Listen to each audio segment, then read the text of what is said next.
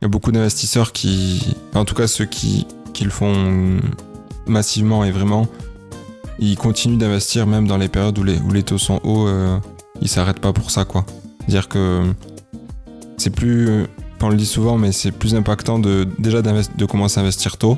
Donc plus vous êtes jeune et vous pouvez investir, mieux c'est, même si les taux sont à 4%, et d'investir régulièrement, quoi. Parce que on n'a pas de boule de cristal, on sait pas comment ça va évoluer demain.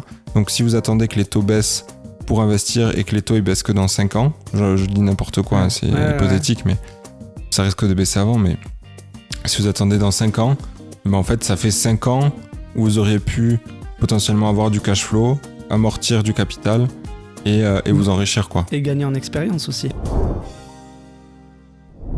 Bienvenue à tous dans ce nouvel épisode de Limbo sans cravate. Aujourd'hui, épisode un peu particulier. Contrairement à d'habitude où on se place en tant qu'intervieweur et on invite du coup des experts de l'immobilier.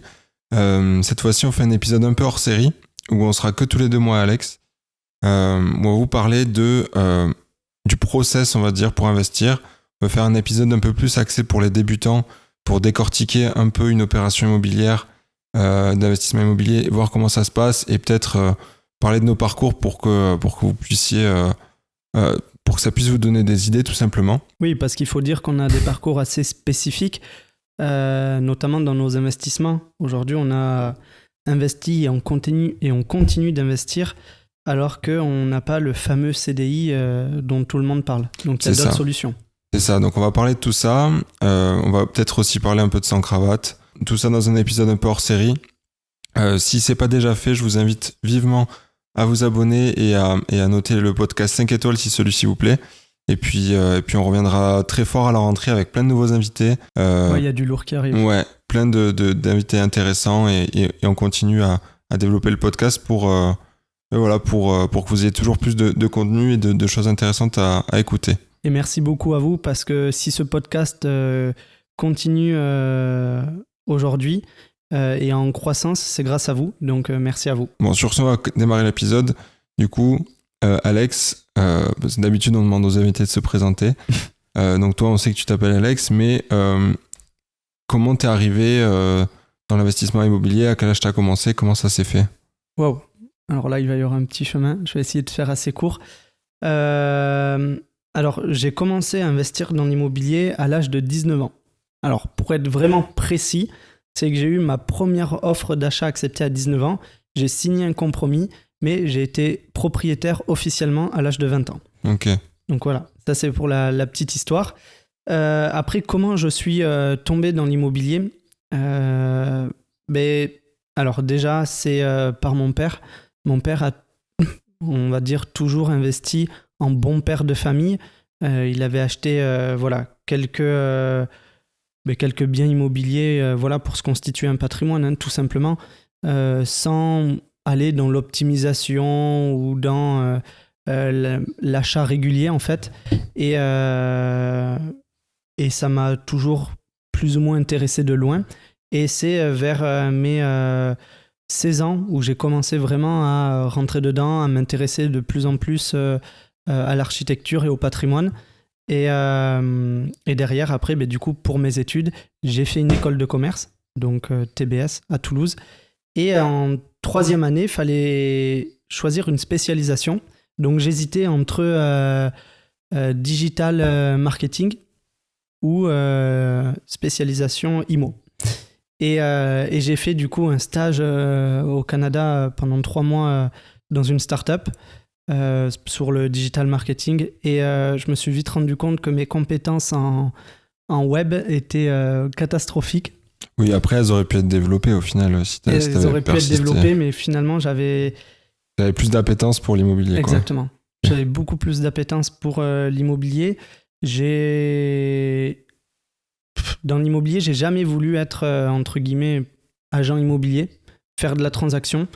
Ça m'a jamais trop attiré, mais c'était plus le côté investisseur et développer du patrimoine, quoi. Ok, donc là c'était à quel âge que t'as fait ce cursus? C'était à 20 ans.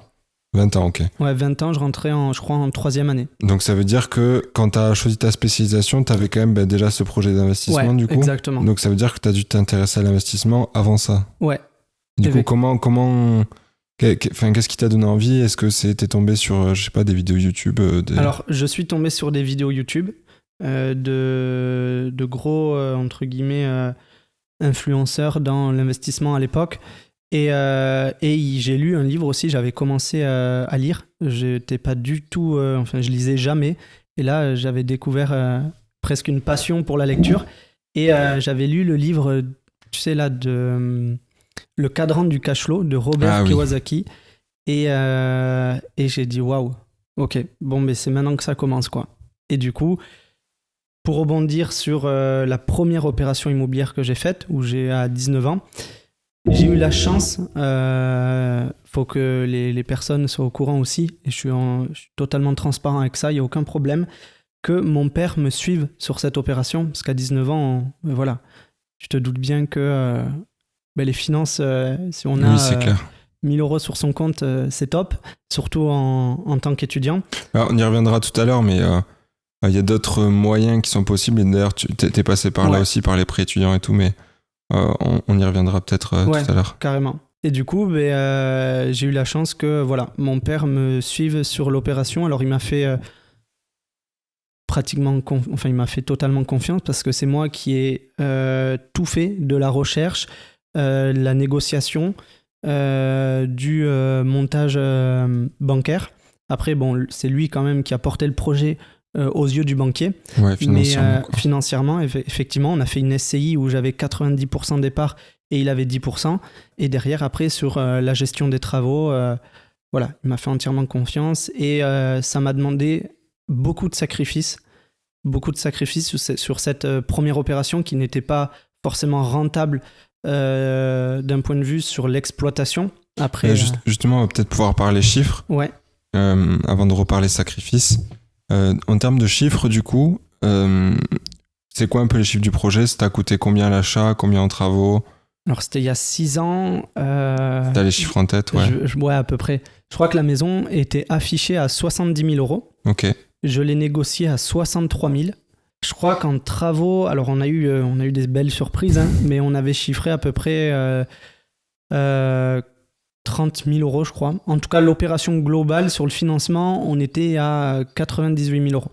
Ok. Et il y a quelle surface? Combien de mètres carrés?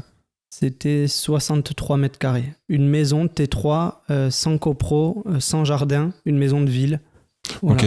Donc 30 000 euros pour 60... Bon, après, c'était pas la même époque non plus. C'était pas la même époque, ouais. C'était en 2018, je crois, 2017, ouais. 2018. Ok. Et donc, ça voulait dire que c'était pas non plus une ruine, je suppose. Enfin, t'as fait quoi comme travaux à l'intérieur? J'ai tout refait. De la toiture, en passant par les façades, les menuiseries, l'électricité, le sol, les murs. Enfin, on a la plomberie. Et par contre, t'as fait une partie toi-même, c'est-à-dire que... j'ai fait beaucoup de choses. C'est pour ça que je disais que ça demandait beaucoup de sacrifices. Parce qu'en plus, à l'époque, quand j'ai investi, j'étais en expatriation avec l'école à Barcelone. Donc, j'avais l'école à Barcelone.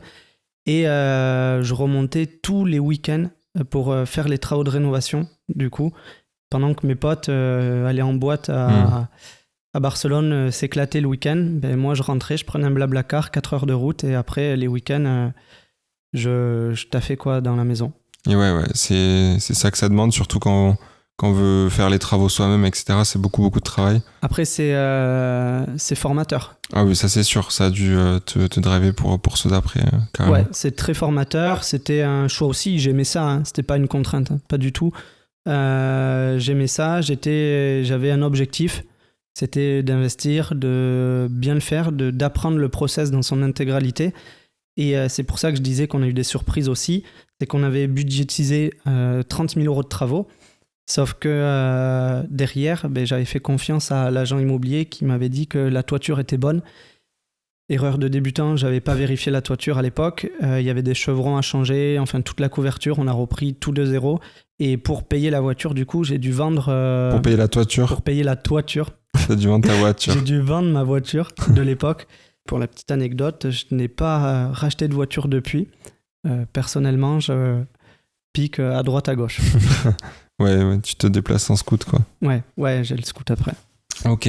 Et donc là, on a vu donc à peu près budget global 93 000, tu m'as dit 100 000, Ouais, quoi. c'est ça. C'était un financement sur 17 ans, là aussi. Ah ouais. Tu vois, c'était pas optimisé. C'était un choix de ta part ou... Non. Non. Franchement, c'était la banque et mon père aussi un peu. Tu sais, à l'époque, c'était des financements sur 15 ans, le moins de temps possible. Donc, j'étais clairement novice à cette époque, donc j'ai suivi. Et c'est après, vraiment, en me formant beaucoup plus, que voilà, j'ai vu que et j'ai su que c'était pas déconnant de faire des prêts plus longs, parce qu'aujourd'hui, sur cette opération, après, c'était pas plus mal, finalement, parce qu'il y avait un autofinancement.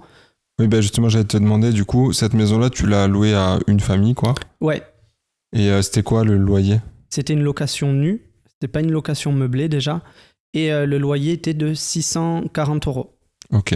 640 euros pour un T3 dans un petit village de 3000 habitants donc, à 20 minutes de Toulouse. Ouais, donc t'étais quoi, 7% brut par là? 7-8%? Ouais, c'est ça. Ouais, parce qu'il n'y a pas de charge de copro, il y avait de très faibles charges. Ouais, c'est ça. Bon, top. Et donc ça, tu me disais, ça faisait pas de cash flow du coup? Non, parce qu'on avait des mensualités de crédit aux alentours des 590 euros. Ah ouais, c'est chaud. 595. Donc, tu vois, je louais 640 pour payer la taxe foncière, même si c'était une petite taxe foncière, l'assurance PNO et propriétaire non occupant. Et après, le comptable, voilà, on devait rajouter, je crois, entre 50 et 30 euros par mois de notre poche. C'est pas un gros effort d'épargne non plus, surtout que bon, c'est un village qui est pas très loin de Toulouse, donc qui a pris en valeur. Et d'ailleurs, cette maison aujourd'hui, tu l'as revendue, je crois? Ouais, elle a été revendue l'année dernière. 5 ans après, c'est ça à peu près? Ouais, exactement, 5 ans. 5 ans après, et t'as pu faire une plus-value dessus? Ouais, j'ai pu faire une plus-value. Aux yeux de l'administration fiscale, elle était de 70 000 euros, parce que derrière, on est venu amortir les travaux. Oui. Tu vois, c'est pour ça.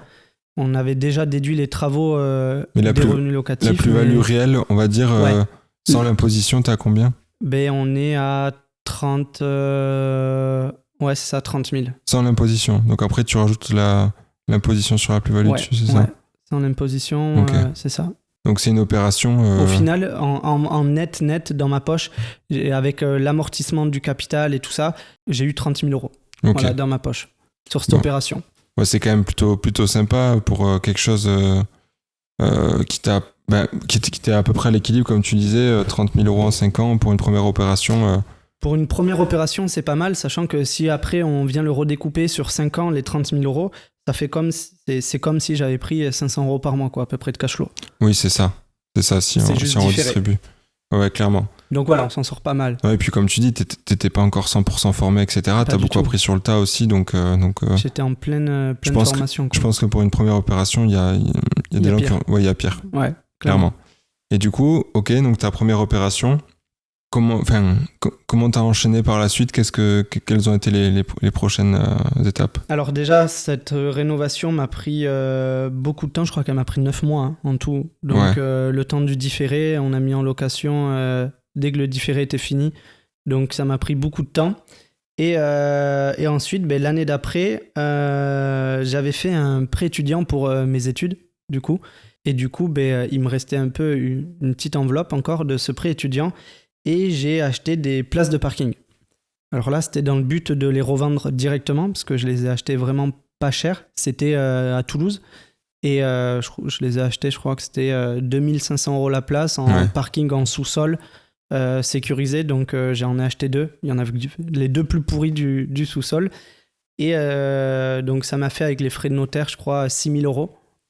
Donc voilà, j'ai pris du coup ce fameux prêt étudiant, l'enveloppe qui me restait pour payer l'école.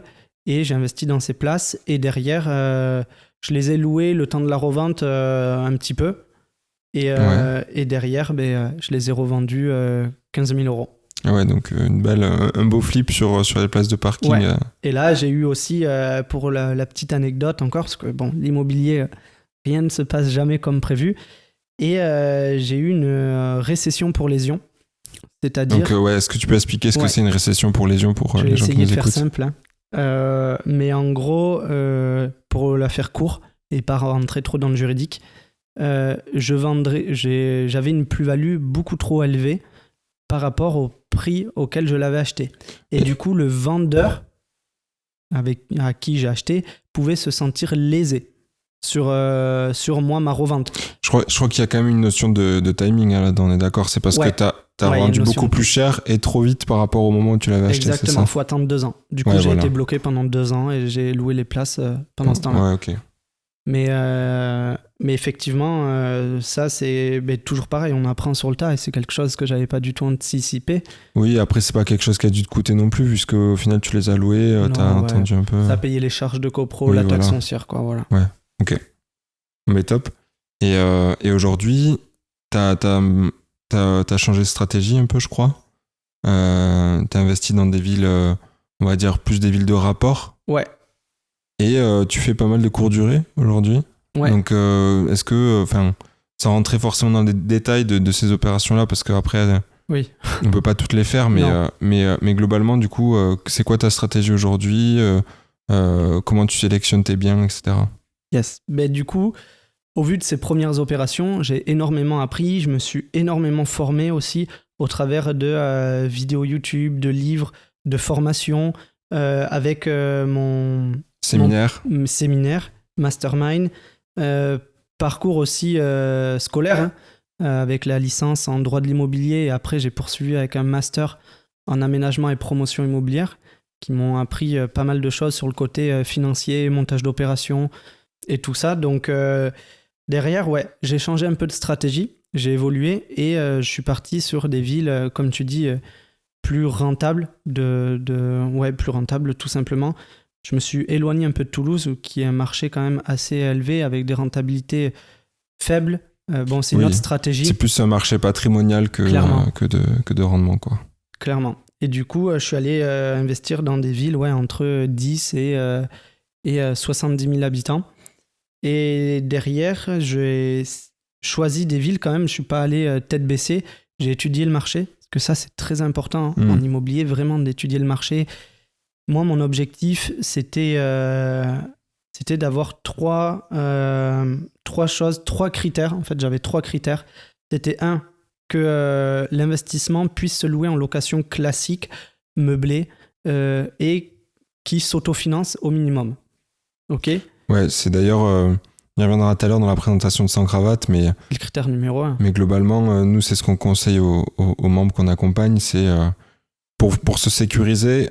au moins vérifier que l'investissement tourne, s'autofinance en location à l'année classique, et après la courte durée, etc., c'est que de l'extra, quoi. Ouais, mais t'as tout résumé. Donc premier critère, que ça s'autofinance en location classique. Deuxième critère, qui est un attrait touristique ou économique pour de la location courte durée, et justement venir optimiser ce cash flow et ce rendement. Et troisième critère, c'est que la ville prenne en valeur. Alors, on n'a pas de boule de cristal, c'est dur à définir, mais il y a quand même certains points qui nous font penser que la ville va évoluer dans le bon sens. Ça, on peut regarder justement les projets de la commune sur des équipements publics ou des pôles économiques que la commune va développer. Il y a des entreprises qui vont s'installer, des choses comme Exactement. Des nouveaux quartiers qui vont se créer avec... des ventes qui vont se faire. Bon, voilà.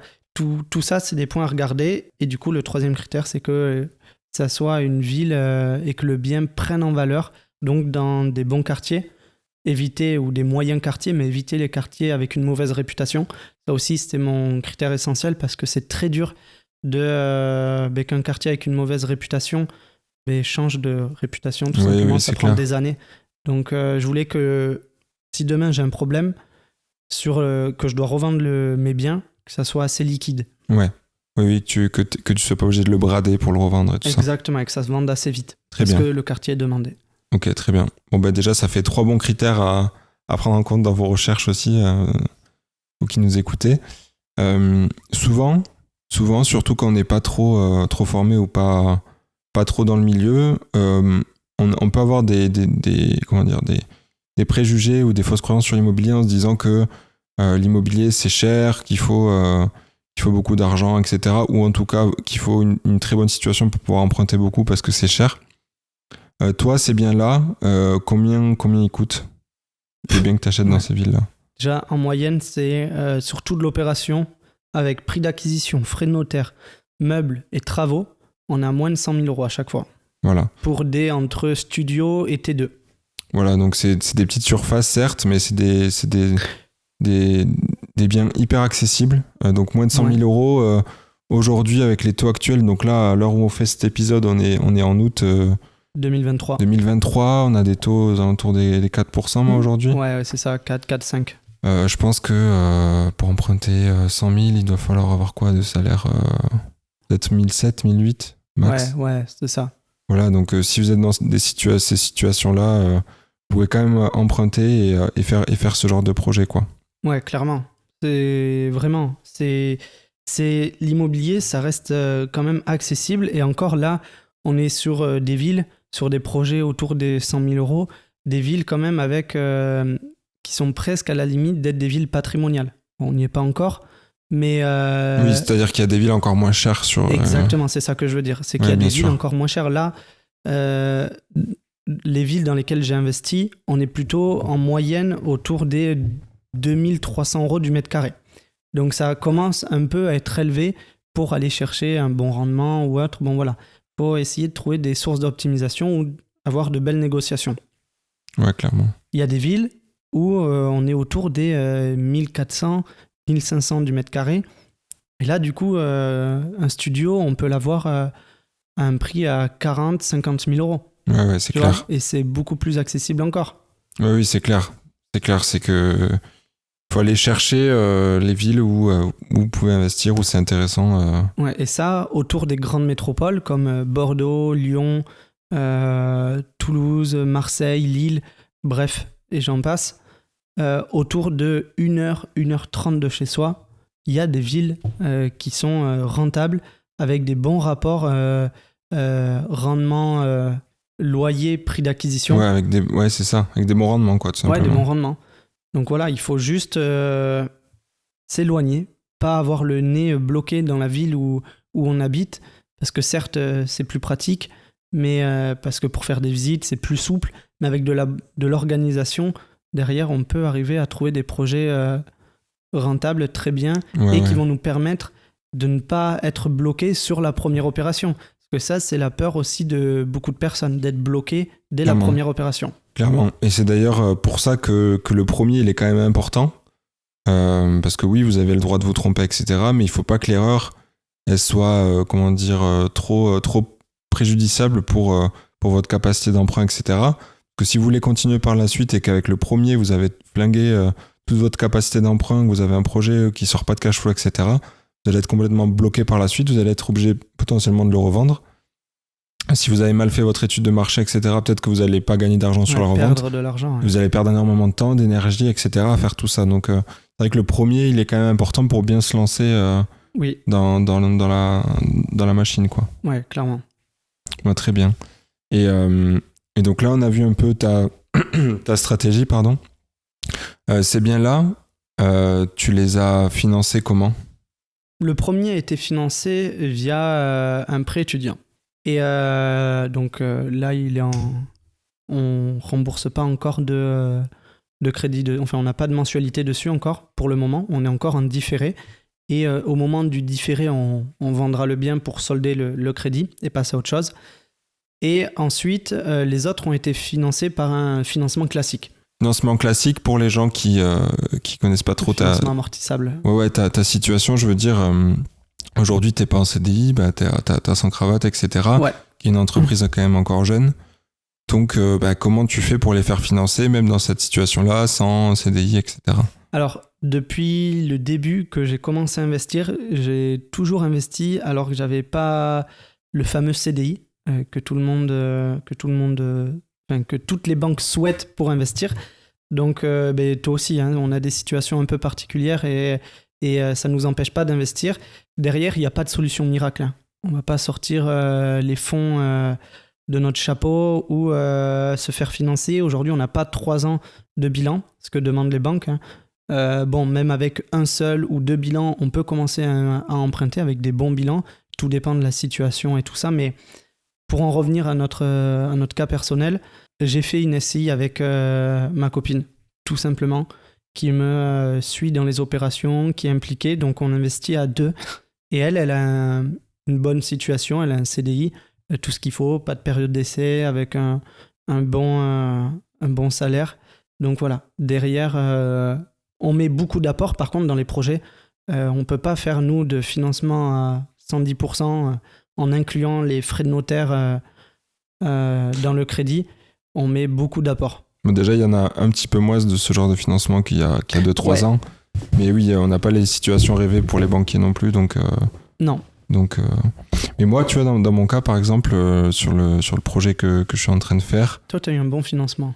Ouais, ben en fait, il a... Donc, bien sûr, j'investis aussi avec ma copine. Donc, mais pas en SCI, toi. Je profite de sa capacité d'emprunt, non pas en SCI, en nom propre. Mais le banquier a quand même pris en compte mes revenus, même si on n'avait pas les fameux 2 ou 3 ans de bilan sur la société. Il m'a quand même pris en compte des petits revenus. Donc je pense que c'est aussi toujours pareil, hein, l'interlocuteur qu'on a en face à la banque, qui est hyper important, quoi, hein, parce que forcément, là, s'il n'avait pas pris mes revenus en compte, on n'aurait même pas pu faire le projet qu'on fait aujourd'hui. Ouais. Donc hyper important de trouver le bon interlocuteur. Et parfois, ça prend du temps. Moi, j'ai eu de la chance, ça allait assez vite. Mais parfois, ça prend du temps. Ouais, mais justement, pour en revenir à ton opération, tu dis que tu n'aurais pas pu te faire financer, mais dans quoi tu as investi? Moi, je suis curieux. Ouais, et donc déjà, pour faire un petit peu l'histoire, moi, j'ai pas commencé du tout aussitôt qu'Alex dans l'immobilier. C'est venu beaucoup plus tard, après justement avoir rencontré Alex et Étienne, notre troisième associé, où on a commencé à beaucoup parler investissement, que ce soit en bourse, IMO, etc. On a monté sans cravate, etc. Et donc pour moi, c'est venu beaucoup plus tard l'immobilier. Et c'est venu un moment où on avait déjà lancé la boîte, etc. Donc j'appréhendais énormément le financement. Donc le projet, en fait, c'est pareil, c'est dans une ville qui est quand même assez rentable, qui a 1h30 autour de Toulouse. Là, je peux en parler, même je m'en fiche de donner les noms, mais c'est Tarbes, qui est à 1h30 de Toulouse à peu près. Et on a acheté du coup un grand appart de 110 mètres carrés dans le but d'en faire une colocation. Donc quand on l'a acheté, pour le coup là il était vraiment très, très dégradé l'appart, donc il y a énormément de travaux. Et personnellement, j'ai ni forcément énormément de temps et surtout pas les compétences pour tout faire moi-même. Donc il y a des travaux qu'on prend en charge nous, des petits trucs genre la peinture, etc. Ouais. Qui sont quand même, mine de rien, des gros postes sur des surfaces comme ça. Oui. Mais après, voilà, tout ce qui est élec, plomberie, etc., tout ça, je délègue, hein, j'y touche pas. Et donc il y avait beaucoup de travaux. Donc 110 mètres carrés, c'était un T4. Ouais. Et on le transforme en T6. Donc on l'a acheté 79 000 € pour les 110 mètres carrés. Donc vous voyez que c'est pas très cher, mais encore une fois, le bien était quand même très dégradé, ouais. Ouais, c'est dégradé, ouais, c'est ça, très abîmé. Donc on a à peu près 110 000 €, enfin on a un budget de 110 000 € de travaux.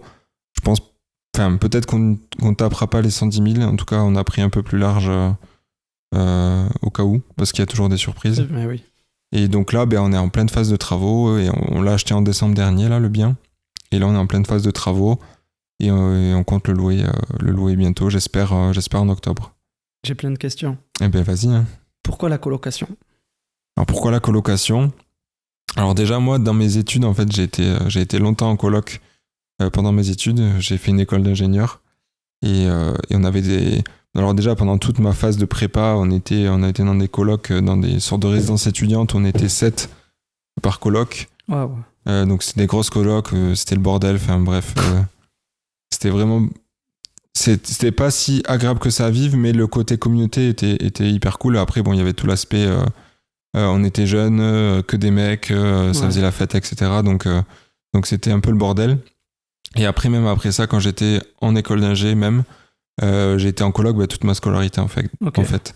Donc j'aimais beaucoup cet aspect-là communautaire, je l'avais déjà vécu et tout ça. Et donc ça, de ce point de vue-là, ça m'a beaucoup plu. Et de l'autre point de vue, je me suis dit, pour rentabiliser un espace comme ça, alors quand déjà on a réfléchi à la stratégie, moi je voulais quelque chose qui puisse me sortir un peu de cash flow. Ouais. Je voulais pas avoir d'effort d'épargne à faire. Même un autofinancement, ça m'intéressait pas trop, en tout cas dans des villes comme ça. Ouais. Donc je voulais avoir un minimum de cash flow. La courte durée, ça me parlait, mais j'étais pas forcément à l'aise avec ça. La coloc, c'est un truc que je connaissais beaucoup mieux parce que je l'avais déjà vécu. Et donc je me suis dit, let's go, on fait une coloc. Donc grosse surface. Donc on a commencé à chercher des grosses surfaces qu'on peut avoir aussi en rapport prix au mètre carré, qu'on peut forcément avoir un peu moins cher que si on achète des plus petites surfaces. Et donc on a trouvé ce bien-là. Après il nous a bien tapé dans l'œil aussi, donc ça y a joué. Il a un emplacement dans la ville qui est super chouette. Il est traversant, donc on a une super vue côté ville et côté Pyrénées. Ouais, voilà, côté centre-ville. Et de l'autre côté de l'appart, côté chambre, là où on a une belle vue sur les Pyrénées. Parce que Tarbes est très proche des Pyrénées. Donc voilà, traversant, il n'y a pas de voisins sur les côtés, il n'y a pas de voisins au-dessus, que c'est un dernier étage, mais c'est quand même une petite copro, il n'y a que 3 apparts dedans. Donc voilà, il y avait plein de critères qui faisaient que ça a matché. Et puis même, vu que c'est un appart ancien, le parquet massif, les cheminées, etc., tout ça, ça a fait que... Ouais, il y a du cachet. Voilà, il y a du cachet. Et moi, c'est un truc que j'aime aussi. Alors, je sais qu'il y a des investisseurs qui regardent pas du tout ça. Moi, je sais que le côté architecture et préservation du patrimoine, tu vois, essayer de mettre en valeur le patrimoine déjà existant, c'est un truc qui me tient à cœur aussi. Donc voilà, tout ça y a joué. Clairement. Et aussi la coloc, parce qu'il y a une... tu l'as pas évoqué, mais je sais qu'on en avait parlé avant. Dans la ville. Non, mais c'est qu'il y a une diversification aussi des revenus. Oui, c'est ça. C'est-à-dire que tu dépends pas que d'un seul loyer. Oui, c'est clair, il y a plein d'avantages. Donc déjà, il y a effectivement la rentabilité, parce qu'au lieu de louer un appart, là en l'occurrence en plus on a 110 mètres carrés, voilà, en ratio c'est pas intéressant. Ouais. Là on loue à la chambre, donc en fait comme j'ai dit, on crée 2 chambres de plus, donc on va avoir 5 chambres dans l'appartement. Donc ça fait 5 loyers. Donc déjà un rendement plus élevé. Forcément une diversification aussi, parce que s'il y a une rotation de locataires, s'il y a des impayés, etc., vu qu'on va faire payer à la chambre, ça nous sécurise aussi un peu de ce point de vue-là. C'est quelque chose aussi, ça je l'ai découvert en échangeant avec d'autres investisseurs, certains qu'on avait invités sur le podcast et même d'autres en dehors dans des événements. Mais c'est quelque chose que tu peux aussi beaucoup automatiser sur tout ce qui est... la gestion. Sur la gestion, sur tout ce qui est état des lieux d'entrée, état des lieux de sortie, etc. Tu peux faire participer beaucoup les colocataires au process et donc t'éviter toi de faire les allers-retours, etc. Enfin voilà, pour moi il y avait plein d'avantages à faire de la coloc. C'est une ville aussi, on n'en a pas parlé, mais qui a la demande pour ça. C'est pas... Je pense que... Ça allait être ma deuxième question. Pourquoi Tarbes pour faire de la colocation, par exemple ? Comment tu as analysé la demande, comment... J'allais y venir déjà, c'est une ville où il y a quelques écoles. Donc il y a une école d'infirmière, il y a un IUT, donc une fac, quoi. Une école d'ingé aussi qui est assez cotée dans la région. Et surtout, en fait, en proportion d'habitants, il y a énormément d'étudiants à Tarbes. J'avais une stat comme quoi c'était à peu près 10% d'étudiants dans la ville. Ce qui est énorme pour une ville de cette taille-là. Donc déjà, il y a beaucoup d'étudiants. Après, en fait... pareil, encore une fois, en creusant le sujet, en parlant avec des gens, je me suis rendu compte que la colocation, c'est plus du tout quelque chose qui est réservé aux étudiants. Là où on avait cette image-là avant, où voilà, c'est étudiants, les soirées, les machins. En fait, j'ai l'impression que la colocation, ça se démocratise beaucoup et ça intéresse aussi de plus en plus les jeunes actifs, on va dire, sur la période de transition où ils sortent d'école. Ils n'ont pas forcément encore leur partenaire ou ils vivent pas encore forcément avec. Ils commencent à bosser, etc. Et ils n'ont pas envie de vivre seuls. Déjà, ils vont payer moins cher en loyer en prenant juste une chambre dans une coloc que s'ils prennent un appart tout seul. Ouais. Et puis, il y a cet aspect de vie en communauté, quoi. Donc, ils ont toujours quelqu'un à qui parler, avec qui échanger, avec qui manger, etc., quoi. Et donc, il y a beaucoup de jeunes actifs qui aujourd'hui sont intéressés par la coloc et c'est plus du tout réservé aux étudiants. Et je crois que c'était dans les premiers épisodes qu'on avait fait avec Anthony Guillermin, que je vous invite à aller écouter, qui lui a fait une grosse coloc aussi. Il disait que lui, il avait aucun étudiant dans sa coloc. Ouais. C'est que des jeunes actifs. Que des jeunes actifs, ouais. Et du coup, on s'est dit, certes, il y a des étudiants, donc dans tous les cas, on aura de la demande pour ce genre d'appartement, mais on va quand même essayer de cibler les jeunes actifs. Donc ça veut dire qu'on a prévu de mettre des prestations un peu plus élevées dans l'appartement Donc déjà dans la rénovation, on fait de la qualité. Et puis on va inclure un peu de service. Comme quoi, par exemple? On va faire passer une femme de ménage Ouais. régulièrement dans les communs. On prend en notre charge tout ce qui est internet, électricité, etc. Donc ça veut dire qu'en fait, la personne peut venir poser ses valises. Ouais. L'appartement est entièrement équipé. Il n'a pas besoin d'acheter d'autres meubles ou quoi. Il a tout ce qu'il faut. Il n'a pas besoin d'ouvrir un contrat d'électricité, pas besoin d'ouvrir un contrat internet. Il a tout qui est inclus. Il a une femme de ménage qui passe. Et on compte mettre aussi un peu plus d'abonnements type Netflix et tout ça qui seront intégrés dans le loyer. Comme ça, la personne n'a vraiment rien à faire, quoi. Trop bien. Et après, voilà, ça passe par essayer de réfléchir à comment optimiser la chambre pour qu'elle soit la plus agréable possible.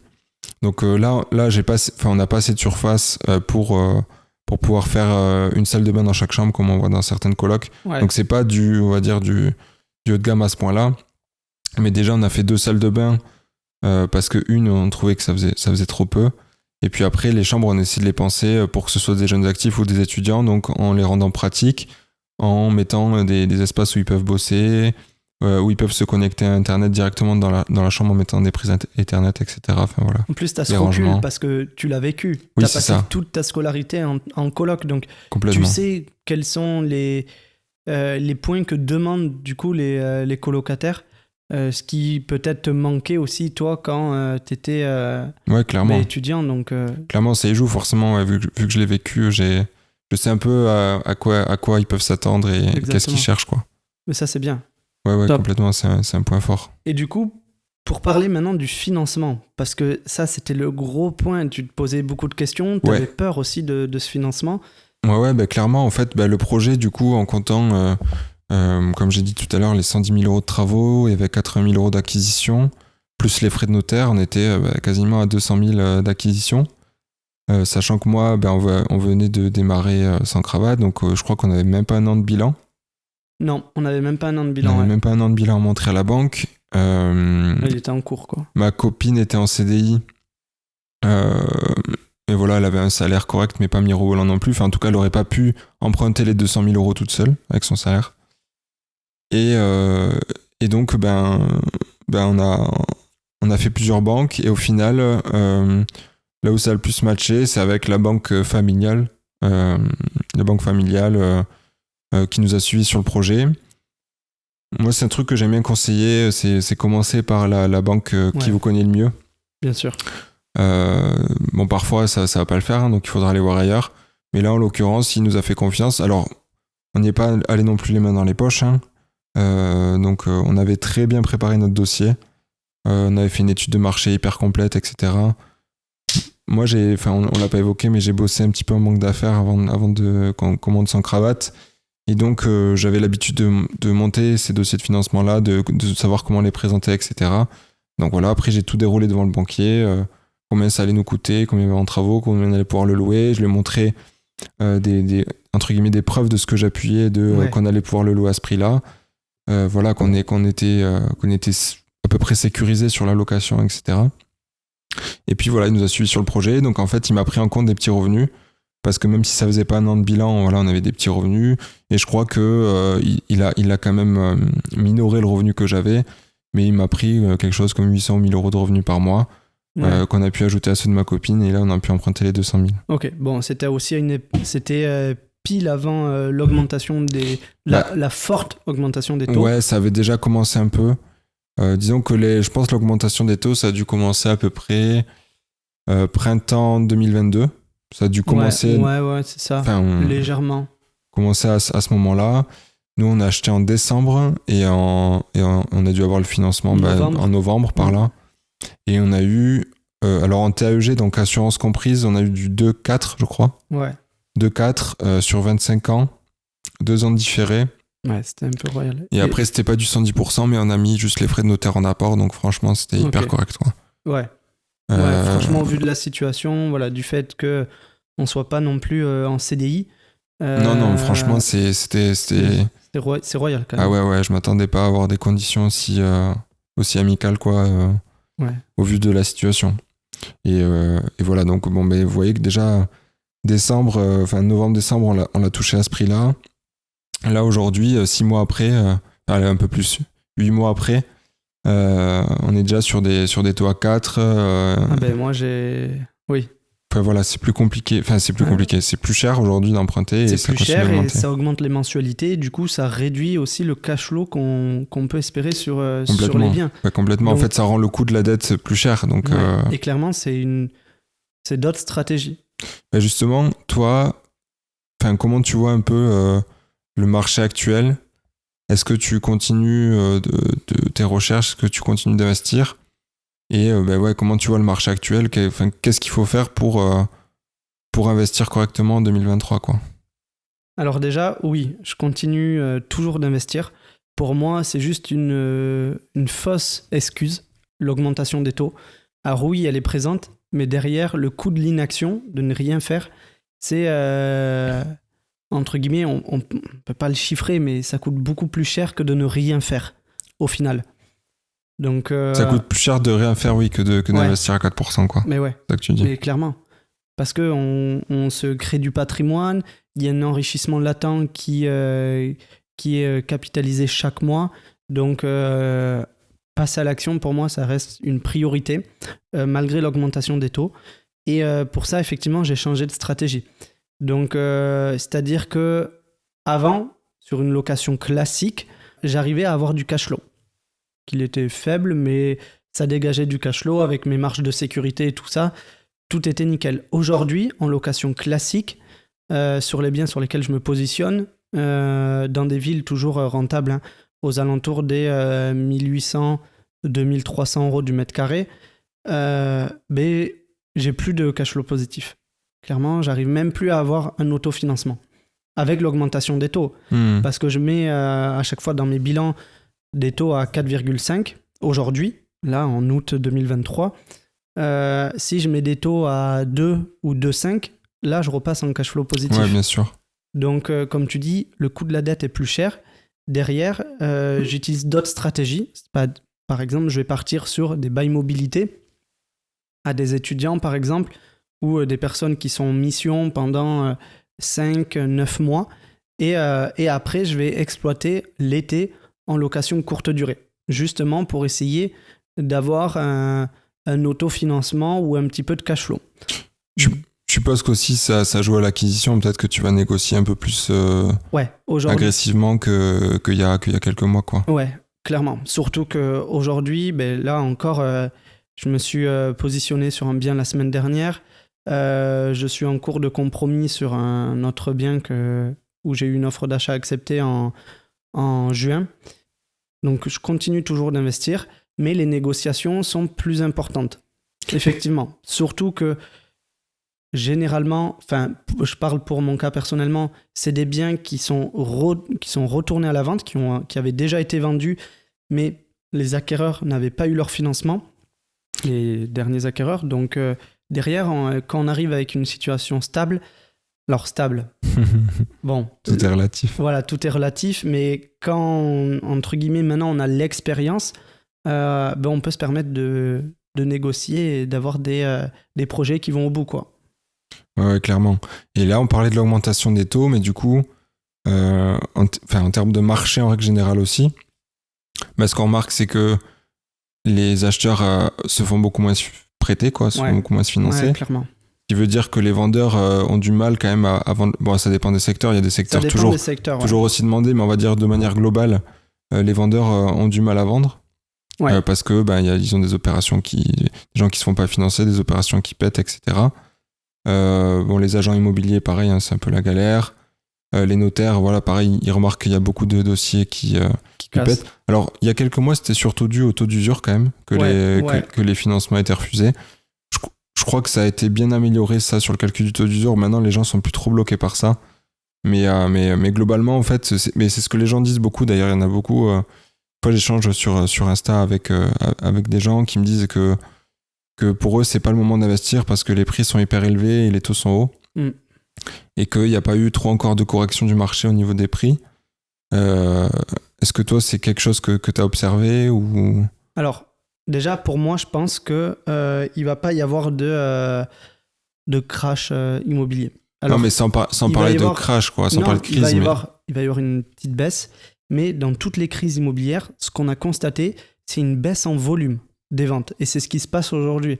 Aujourd'hui, il y a une baisse en volume des ventes, mais les prix n'ont pas forcément baissé. Commence un petit peu dans certaines zones, mais pas dans toutes. Mais c'est juste qu'il y a moins d'acquéreurs. En tout cas, les acquéreurs ne peuvent pas se faire financer comme ils le souhaiteraient, ou comme il y a 2 ans. Donc, les gens doivent se rabattre sur des surfaces plus petites et ce qu'ils ne souhaitent pas forcément, du coup, ils reportent leur projet. C'est pour ça qu'ils disent que c'est pas le moment d'investir. Enfin, d'investir. Là, j'ai parlé un peu de RP, j'ai un peu tout confondu. Je pense qu'il y en a qui ont le même raisonnement quand il s'agit d'investir aussi, en se disant je vais attendre, de toute façon là c'est cher, les taux sont hauts. Mais pour moi, c'est juste une baisse en volume. Dans toutes les crises qu'on a pu constater, c'est ce qui s'est passé. Donc l'immobilier, c'est pas comme la bourse, c'est déjà assez décalé à chaque fois. Oui. On va ressentir une petite baisse, mais ça va pas s'effondrer. Là, les prix, à mon avis, ils s'effondreront pas. C'est d'ailleurs pour ça que l'immobilier, c'est une valeur refuge aussi, également. Oui, c'est sûr que ça peut toujours baisser, bien sûr, mais c'est moins volatile que la bourse. Complètement, c'est ce que je veux dire. Ouais. Ou encore moins que les cryptos, c'est-à-dire que ça a quand même une valeur intrinsèque qu'on peut pas lui enlever, quoi. Ouais. Et comme tu dis, il y a des crises, il y en a eu pas mal, et je crois que les plus grosses baisses qu'il y a eu, c'était même pas en 2008, c'était dans les années 90, je crois. Ouais, c'est ça. Ouais. Parce qu'en France, en 2008, les plus grosses baisses qu'il y a eu, c'était quoi ? Tu t'en souviens ou pas ? Je crois que c'était du 15%, un truc comme ça. Ouais, environ. Je vais dire une connerie, j'ai pas trop les têtes il me semble, mais. Okay. Mais bon, voilà. On vérifiera, mais. Ouais, mais globalement. Et est-ce qu'on a un peu plus de visibilité sur l'évolution des taux aujourd'hui ?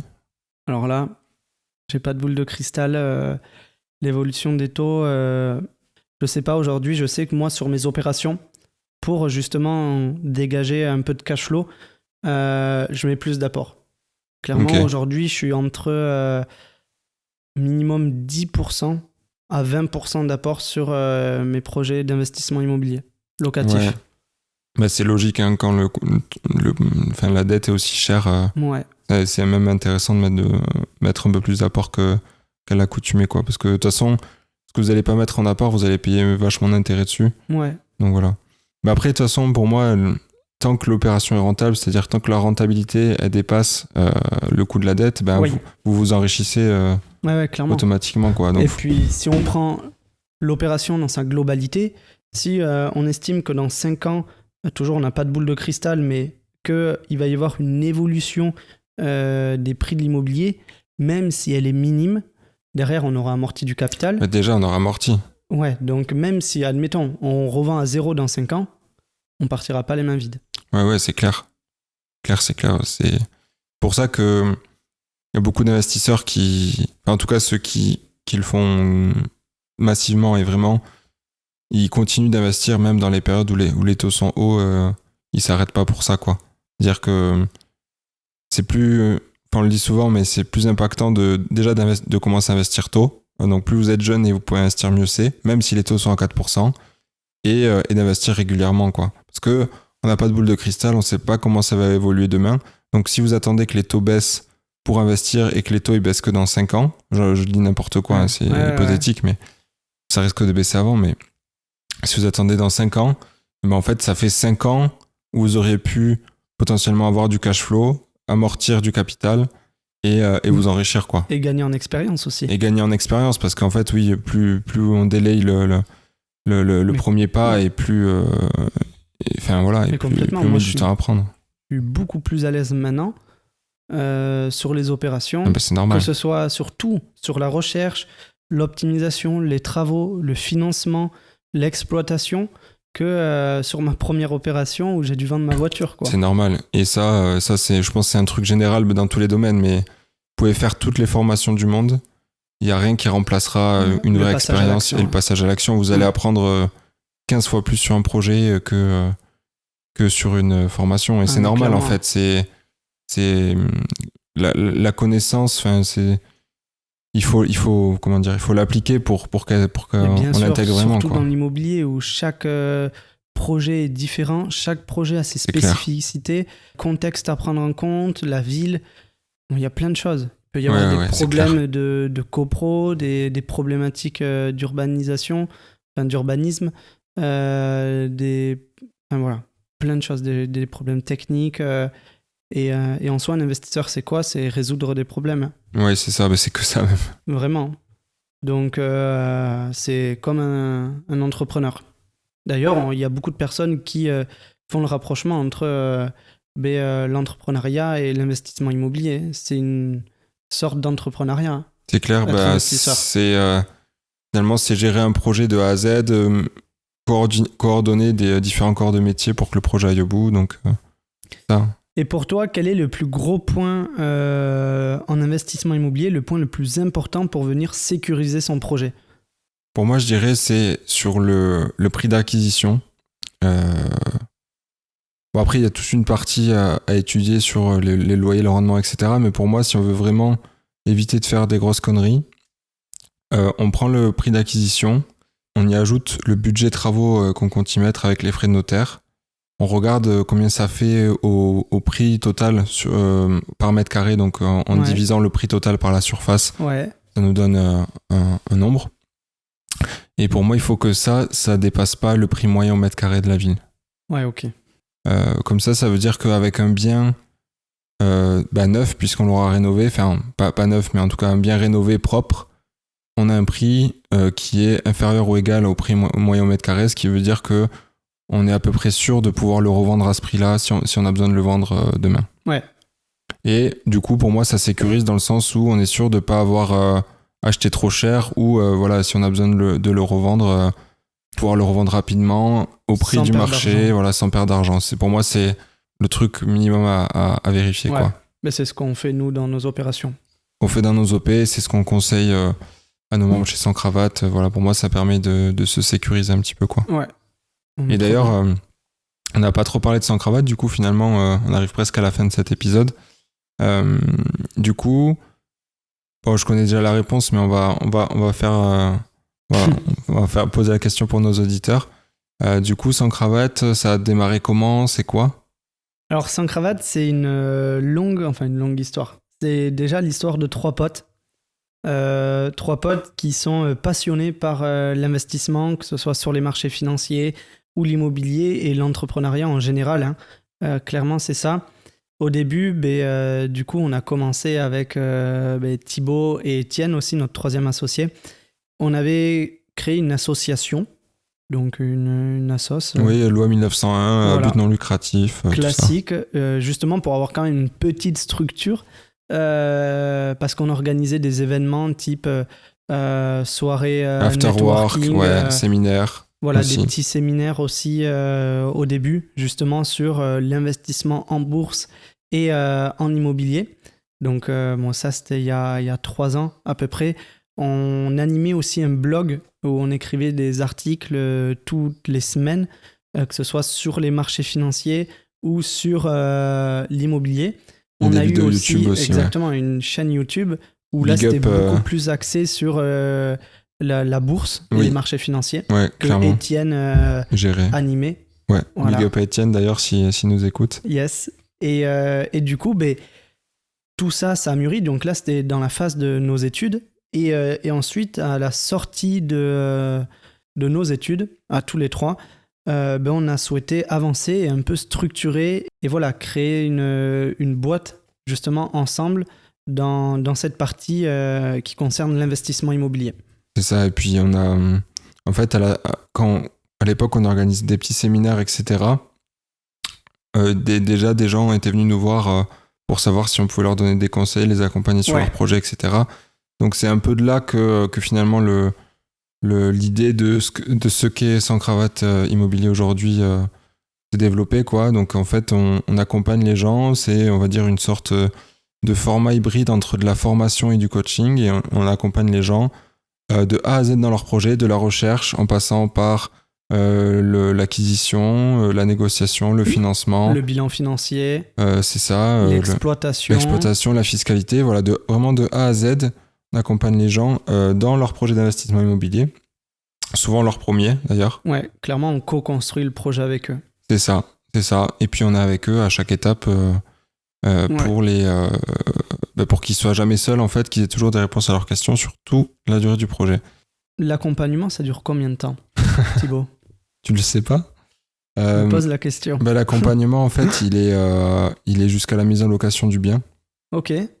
Donc c'est vraiment jusqu'à ce que la personne ait fini son projet jusqu'au bout, quoi. Ok. Donc on est sûr de laisser personne derrière. Et c'est l'avantage de l'accompagnement. Du coup, là, on a plein de temps dans Sancravat Immobilier aujourd'hui. C'est vraiment notre activité principale, ce qu'on fait tous les jours. Et sinon, toi, à côté de ça, Alex, tu as aussi monté une boîte de marchand de biens, c'est ça? Ouais, alors comme tu as dit, on est à plein temps dans Sancravat. On est à fond tous les jours avec nos membres pour les accompagner au mieux et on aime ça et on le fait avec passion. Et à côté, on a toujours nos investissements perso et j'ai créé une structure de marchand de biens où je fais de l'achat-revente en tant que professionnel. C'est ça, ouais. Donc marchand de biens, je sais que ça intéresse pas mal d'entre vous qui nous écoutez. On a d'ailleurs prévu d'en inviter sur le podcast, mais si jamais c'est un sujet qui vous intéresse, je pense qu'on pourra refaire carrément un épisode dédié avec Alex. Ouais, où on pourra parler des types d'opérations. Ouais, c'est ça, les types de sociétés, les opérations. Il y a beaucoup de choses à dire sur le marchand de biens. Énormément de choses. On peut en parler, mais top. Bon, en tout cas, j'espère que on arrive vers la fin de l'épisode. J'espère que ce nouveau format vous a plu. Si c'est le cas, n'hésitez pas à nous en faire part. Si vous voulez qu'on en refasse, nous, ça a été hyper agréable à faire. Si vous avez envie qu'on traite peut-être des sujets tous les deux en particulier, n'hésitez pas vraiment à nous le faire savoir. Si vous voulez nous contacter d'ailleurs, le plus simple c'est sur Instagram. Donc c'est facile pour nous suivre, c'est sanscravate.imo. D'ailleurs on partage un peu toutes les news, toutes les news du podcast et même de la boîte sur l'Instagram, nos projets aussi, etc. Projets, ouais. Donc n'hésitez pas à venir nous suivre. Pareil, si vous avez envie vous avez besoin d'infos, vous avez envie de parler IMO, de vos projets, etc. On est hyper ouvert, vous pouvez venir nous parler en DM, on est toujours dispo pour répondre aux questions. Et on a très récemment mis à jour nos profils LinkedIn. On va enfin commencer à publier sur LinkedIn, donc n'hésitez pas à nous suivre aussi sur LinkedIn. Pareil, il y aura les news du podcast, il y aura du contenu différent d'Instagram. Ouais, différent, qui va sortir toujours pareil sur l'immobilier, sur l'investissement immobilier, c'est ça qui nous passionne. Donc voilà, encore une fois, j'espère que cet épisode vous a plu. Si c'est le cas, n'hésitez pas à vous abonner encore une fois pour nous le faire savoir. Et surtout à noter le podcast 5 étoiles sur votre plateforme préférée. Ça nous aide vraiment beaucoup. Sur ce, on vous dit à la prochaine. On va reprendre les épisodes plus classiques pour les prochains épisodes. Comme on vous a dit, il y a des beaux invités qui arrivent sur le podcast. Donc restez connectés et à très vite. À très vite. Ciao.